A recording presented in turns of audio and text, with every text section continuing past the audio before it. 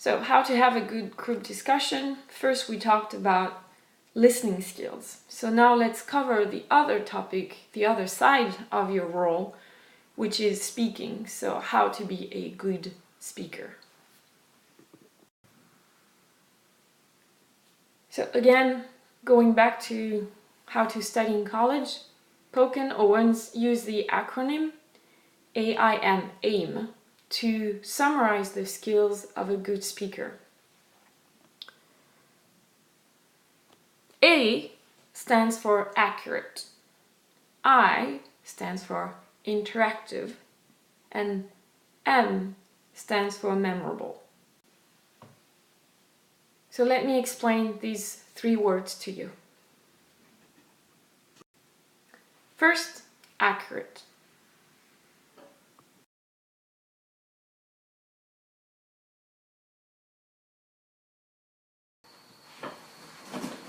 Hey, Sophie. Oh, hi Matt. How are you? Alright. So, what have you been up to? Reading. Reading? I should have known that, right? So, what have you been reading? A book. What's the title? Leonardo. How to... something Leonardo. Something Leonardo. So, can you explain to me what it's about? It's about, being creative and stuff. So, it's about being creative. You mean how you can be creative? Yeah, and observing and stuff. So how is observing connected to creativity? Well, you know how Leonardo da Vinci was, he was really, great and did all kinds of things and had all kinds of ideas. True, I did see some of his paintings. So, why are you reading this book? I don't know. Got it. Figured read it. Okay. Alright. Thank you. No problem.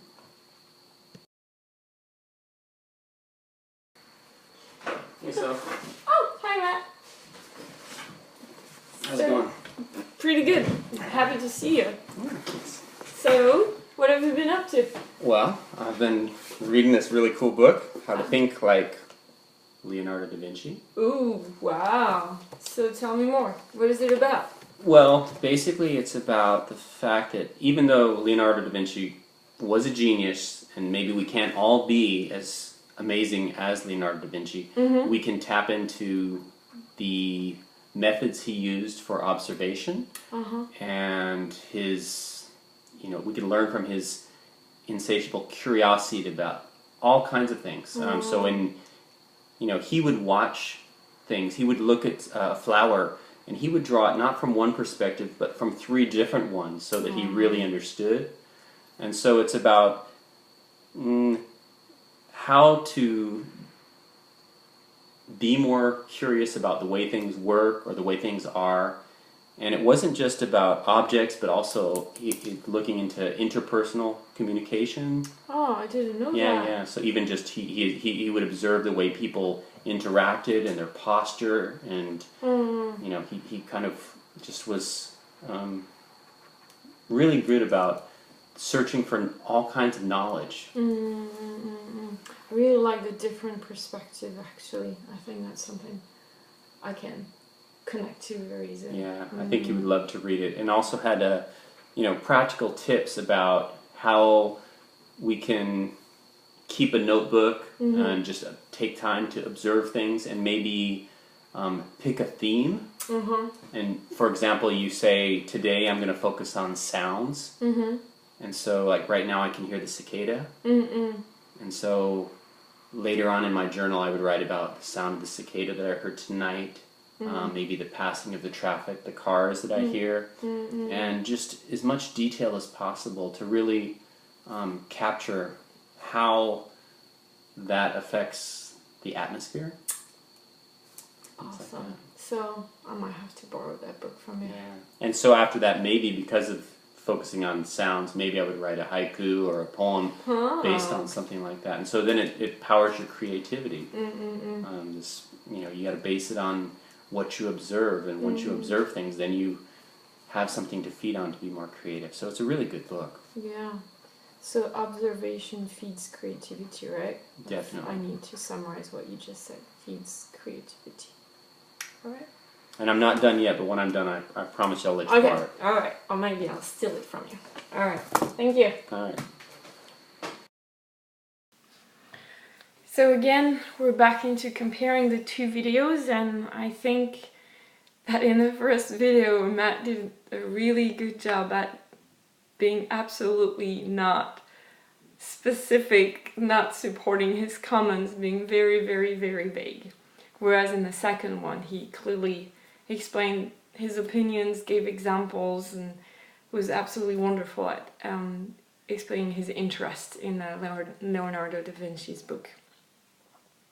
So yes, accurate comments are comments that you support. To support your comments, you need examples. For instance, Mathew explained about a notebook by saying that maybe he would want to focus on sounds and describing these different sounds, and later on why it's useful, that inspiration from the sound might lead to a haiku, a poem, something that will generate a creative piece. So use examples, they're wonderful to explain your point.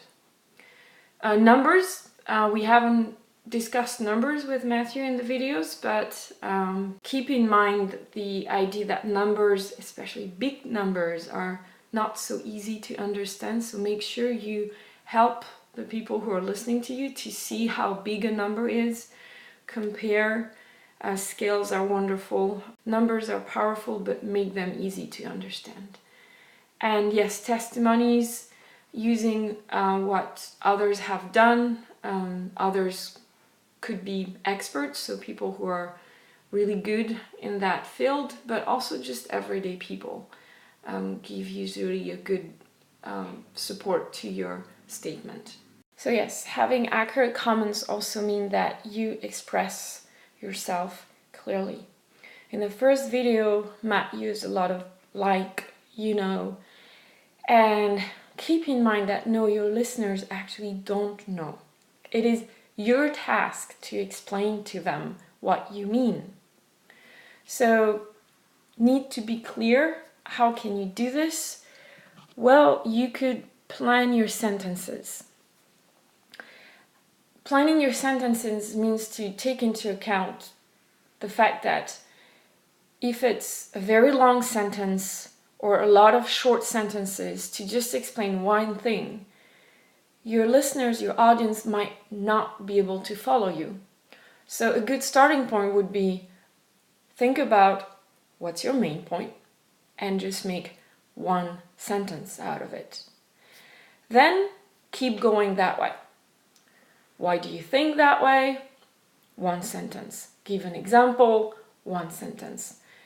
One sentence for each explanation related to your main point.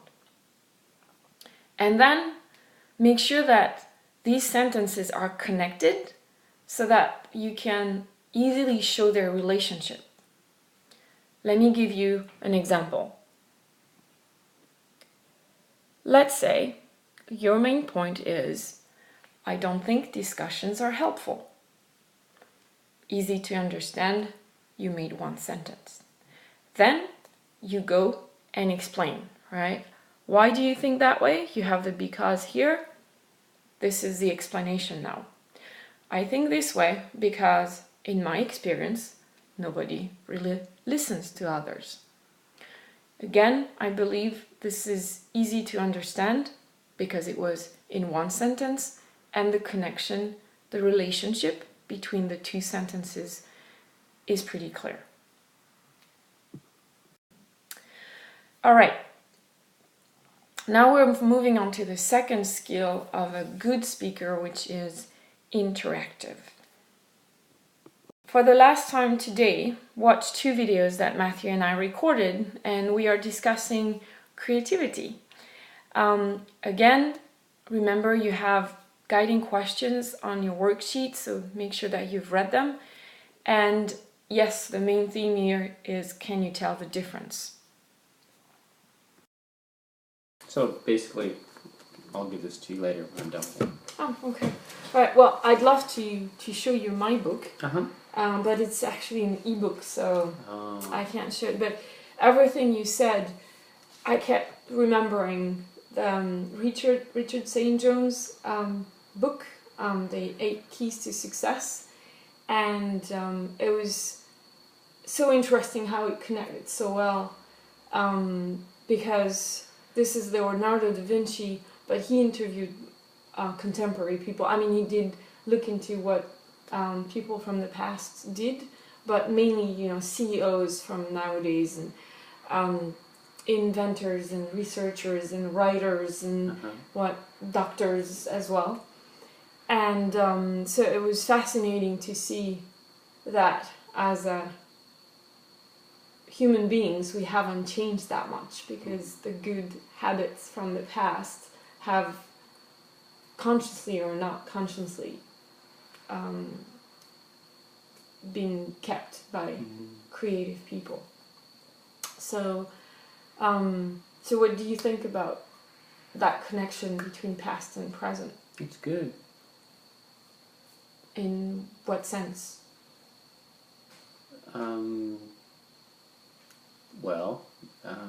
It's not bad. Okay, all right. So maybe I haven't explained to you well enough what I meant by that. What I was impressed is that, people tend to say, oh, we've made progress, or it's much better now than in the past. But with books like the one you've been reading, it shows that actually, not really. Maybe the technology is better, and that being said, with Leonardo da Vinci, with all the things he thought about, you kind of wonder. So the quest for always better for me kind of baffles me, because I think we already have wonderful things, but we might not be using them. I agree. In what sense? That we don't necessarily use things even though we have them. Okay. All right. So maybe you should read the book by Richard St. John. Maybe I'll be able to share better with you. Okay. All right. Thank you. Problem. So anyway, yeah, I love the book so far, but I'm only this far into it. So when I'm done, I will pass it on to you. Okay. Thank you. Well, I really had to hold my fire, because everything you were saying reminded me of the book I read a little before the summer, the Richard St. John's. Yeah, you're right, the 8 Keys to Success that I've been telling you about. So that really, really just brought so many memories back. And one would be, it's not really a memory, but you were helping me remember the book. And what I realized was that we actually, as human beings, we haven't changed that much, right? Because, the TED Talk, and he does show how people nowadays, right, are creative, and how they are creative. And I think that what you explained to me about Leonardo da Vinci is very similar. Yeah, I think people are creative, but maybe they don't always admit, or maybe they don't tap into their creativity enough. And so that's something that I'm guessing Richard St. John, I've only seen his TED Talk. So in the book, I'm hoping that he would give practical tips on how to tap into the creativity, which is what's happening. Yeah, that's it. I think it's the issue, right? What we've seen with the phones, people being so engrossed in things they're not observing, like what you said with Leonardo da Vinci, that what was my note? Observation feeds creativity, right? If you're stuck in your phone, how much are you actually looking around and thinking about, and just giving your brain a little bit of time to think? Yeah, I think that maybe it's the allowing yourself to be focused and allowing yourself to not be too focused on something so that you miss the surroundings. Even if it's not technology. I mean, you could have a good book and be traveling through a country so focused on the book that you miss all the beautiful scenery on the way. So I don't necessarily think that iPhones are the nemesis or the only thing that changed. But I do think that people tend to get so absorbed in some things that they miss some beautiful observations or things they could be learning from. All right. Well, hopefully our students will not find the video too long and we'll be able to stay focused on it. And she'll give me that other book. We'll do the book Yes, exchange. we'll do that. All right. Thank you. No problem. All right. So again, I think Mathew is really talented at being a bad speaker. In the first video, I did have a rather long explanation about what I think is happening with creativity, and then he had a chance to contribute, but was very shallow. Me too. When I agree, he didn't explain why he agreed, and also why is it bad, it's not good. These are not very helpful ways to bring about the conversation. In the second video, I believe he was much better at explaining his point, bringing new things in. I was thinking of, technology, and he introduced books, and he made a balance with focus. Yet it's good to be focused, but you can't be too focused because then you're missing what is happening around you. So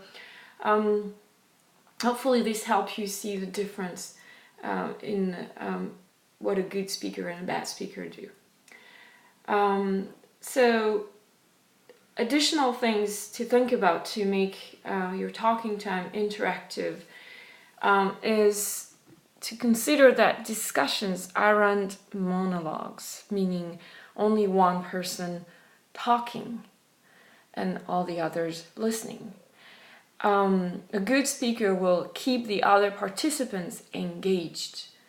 A way to do this is, for instance, to refer to their comments. Oh yes, as you said, as Matt said, I agree that, and keep on going. Also, you could ask clarifying questions, meaning you agree with someone's point, but you want to have a little bit more details. So bring them back into the discussion and say, so you meant when you talked about books, can you explain a little bit more, for instance? So keeping your partners, the other participants, engaged. Another thing that I would recommend doing is staying on topic. So we have seen earlier that sometimes going off topics helps you connect things you hadn't thought about before.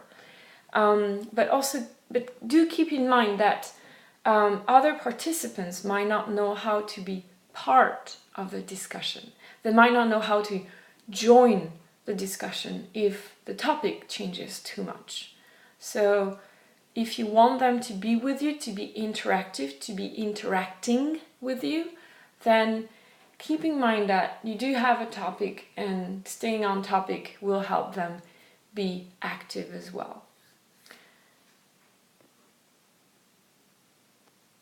As I said, I think Matt was really good at showing this when he said, I agree, but didn't explain why he agreed. This is what you call being a rubber stamp, right? You say, me too, but you don't give any other explanation. This is something that might be easy to do, but really it doesn't help move the discussion forward. The discussion could actually stop right after you say me too, because your partner or partners might expect you to help the conversation move forward by explaining why you think that way. So I would advise you to clearly explain why you agree, and it's great to agree, but just explain why you agree.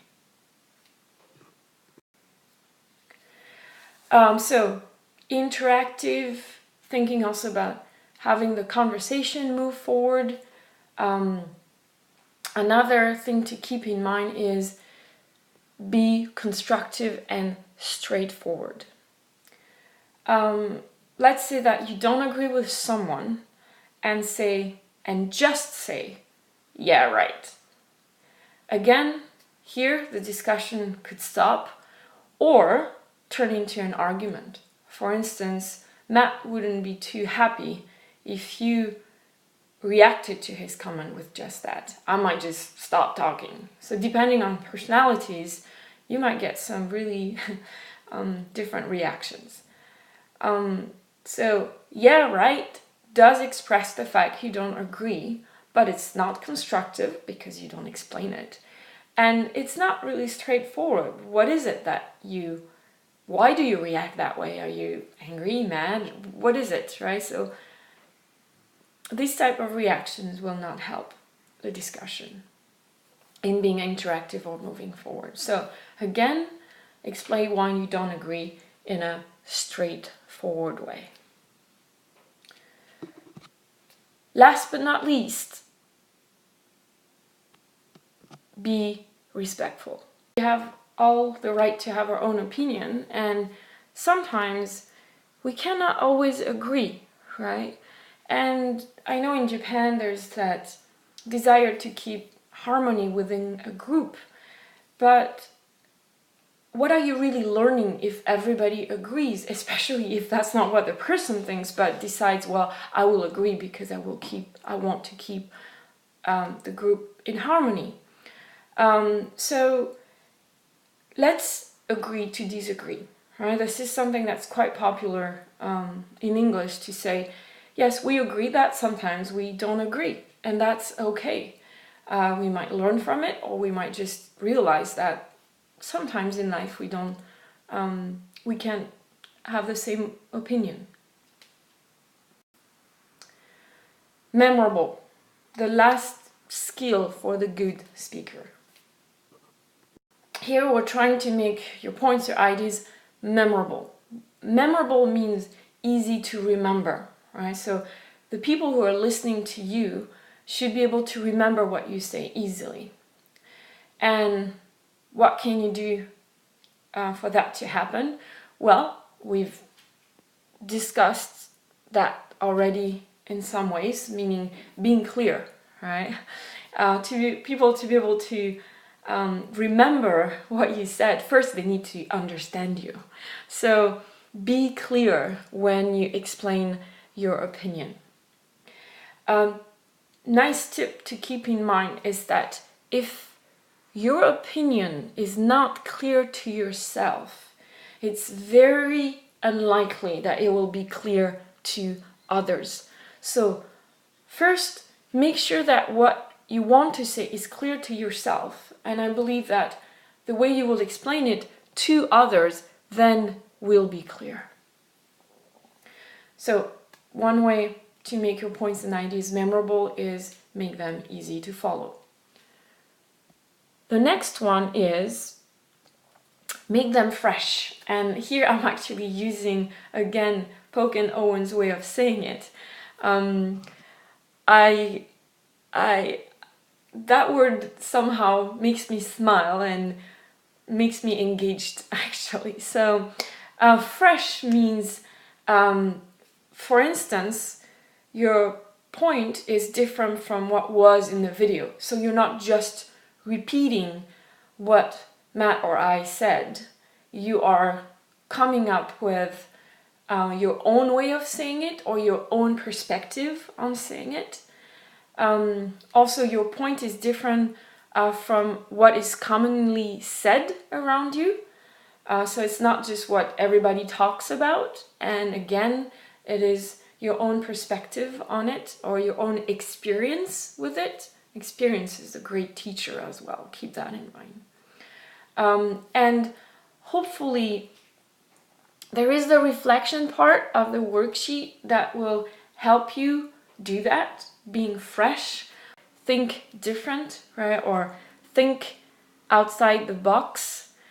And here I did find another way to explain that, right? So think outside the box means the box is what everybody else think. You are here, you're opening it up and trying to see the world from a different perspective again. So we're done with the second part of the video, which was the skills required to be a good speaker. And I'd like now to go on and talk about the third part regarding having a good group discussion, is to be prepared. And to be prepared, obviously, you need to watch the videos. And something that will be crucial, as I said just before, is reflect on the content of videos. Take time to think about what you listen to and took notes about. All right, we're done with the topic of good group discussions. I want you to keep in mind that it is a major aspect of our in-class activities. And I hope that you understand what's going to happen, what is expected of you. And remember also that if not, you can ask me questions. You will discuss all of this with your partners as well. With practice, you'll become experts.